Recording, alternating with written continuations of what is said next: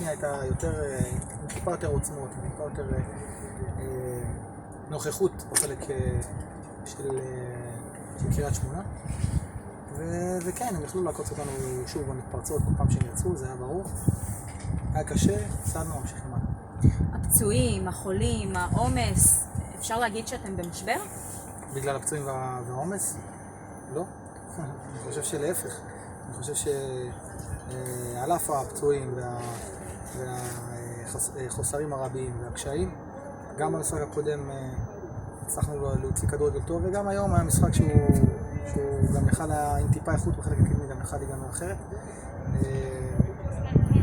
הקבוצה מולנו קבוצה בריאה, שלמה, ושאנחנו הרבה מאוד זמן, והיו קצת פערים פיזיים לטובתם, במחצית הראשונה זה הורגש, והיום נכנענו, קשה, אנחנו נאסוף את עצמנו, נתחזק, נחזרו פצועים, נחזרו מחלימים, ופנינו למשחק הבא.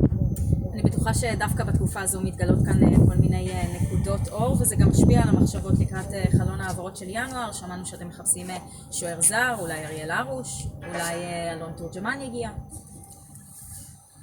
אנחנו כל הזמן מנסים לעזור לקבוצה במקומות שקשה לה, במקומות שהיא צריכה. אנחנו נעשה את מה שאפשר כדי למלא את החסרים שאנחנו מרגישים כדי ללכת קדימה. יש לנו שאיפות גדולות השנה. אני חושב שיש לנו קבוצה טובה, על אף ההפסד היום. שוב אני אומר, נתאושש, נראה מה חסר לנו. יואב, אני מניח, יעשה את כל מה שאפשר כדי לחזק את הקבוצה, ונראה איפה זה ישים אותנו בחלון. אני מניח שהחלון יהיה גם תוך כדי כמה משחקים, אז בטח השאלה הזאת לא מעט. יש פה מספיק שחקנים גם בלי שחקנים שיגיעו.